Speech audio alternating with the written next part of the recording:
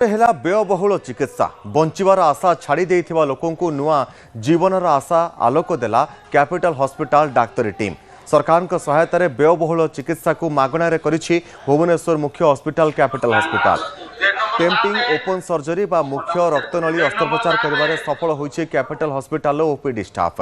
Doctor PK Das, doctor SK Sahu, doctor SS Nayak, doctor SS Patnaik और अन्य team मिसी एक व्ययबहुल चिकित्सा को बिना मूल्य सफल करि पारिछन्ति। काकड़पुर 66 वर्षीय रोगी मुख्य रक्तनली अस्त्रोपचार सफल होइछि। चिकित्सा पाई अर्थ नथिबारु परिवार लोके चिंतारे थिले, तबे 30 मिनिट ऑपरेशन पर सफल होइछन्ति डाक्तरी टीम।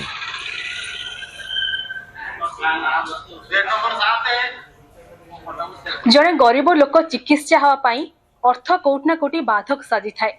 ए भितर अनेक प्राइवेट हॉस्पिटल रही जो गरीब लोक जड़े चिकित्सा हो पारि न थाए। विभिन्न कार्ड रही सत हेले कोटना कोटी कार्ड भी केते काम दे न थाए।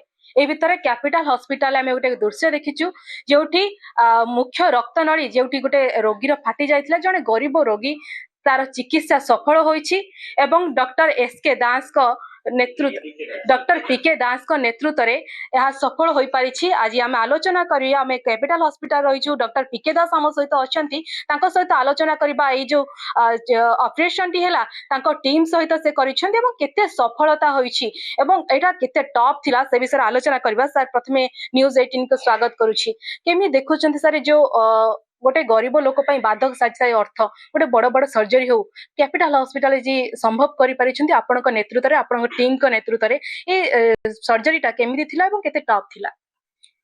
से पेशेंट होची 66 वर्ष जने वयस्क लोक तांको घर होची से काकटपुर अस्त्रंग एरिया रे तांकर रक्तनली मुख्य रक्तनली फाटी जायतला प्राय 3 सप्ताह पूर्व आ सितुर ब्लड भी लीक करतला।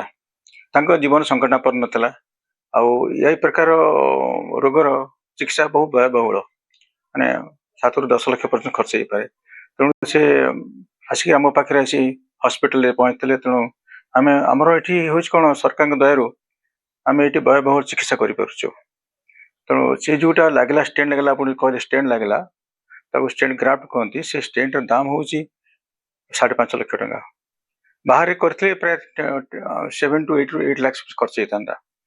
तेणु सेटा को आमे आमर सर्जरी बंधु डॉक्टर श्वेतांग दास से काम कर हाईटेक डाकिक से भी साहाଯ୍य कले।